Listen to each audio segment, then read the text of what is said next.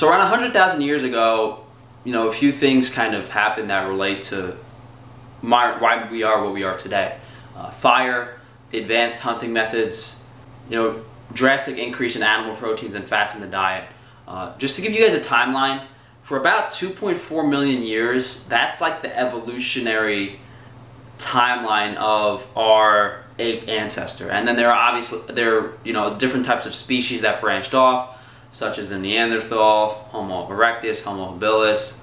But we, the Homo sapien, ended up being successful over the other species. Now, the difference is our taller stature, our brain size in relation to our body size, our ability to develop our cerebral cortex outside of the womb, which is, there's no brain development in other animals outside of the womb.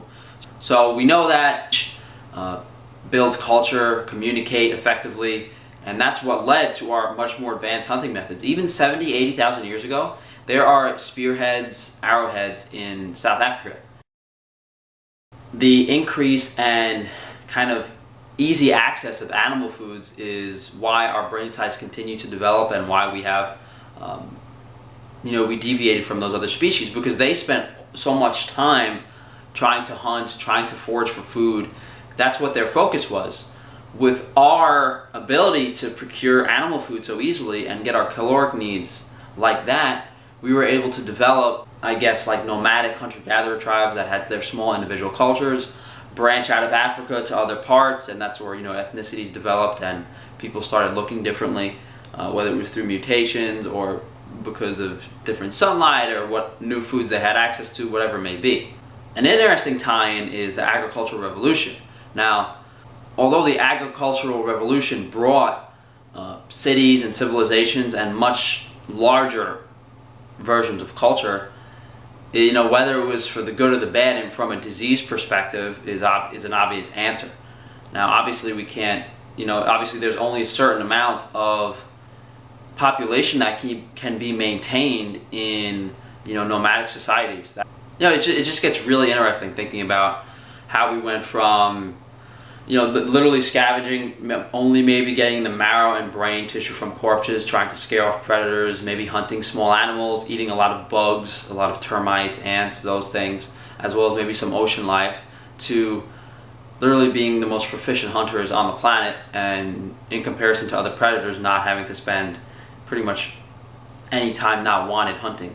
So it's very apparent that meat was super important to our evolution and contributed to our brain development and all of those things. Now, I think we'll see a few generations down the line, however many years from now, especially since the USDA dietary guidelines were only changed in 1979, we haven't seen the detrimental effects of a primarily plant-based diet yet, because it takes a few generations. And all of these modern diseases, cancer, what you could name any modern disease, diabetes, all dietary related. For the most part. As much as there might be some modern strains of bacteria and I don't even know cancers that might be caused, like radiation, certain exposure to certain modern things that have to be pushed to the wayside. A lot of diseases like tuberculosis were 100% based on diet. That being said, when Europeans made contact with the Native Americans, like 95% of the Native Americans died out because they were prone to these diseases. So just because those Native Americans are in perfect health and still on a hunter-gatherer diet doesn't necessarily mean that they're going to be immune to disease. What I'm talking about is the detrimental effects of a plant-based diet over the course of 5, 6, 7 generations. Whether that's lack of fertility, shorter stature, change in facial development, it will become apparent a few more generations down the line. We're slowly moving away from that culture of natural foods and animal foods, and I think a few more generations of these modern foods and plant-based diets will truly see that, okay, this is not the way to be. However long that's going to take, I don't know, but when everyone starts getting ugly and unhealthy, maybe someone will put the pieces together and they'll have to make a drastic change.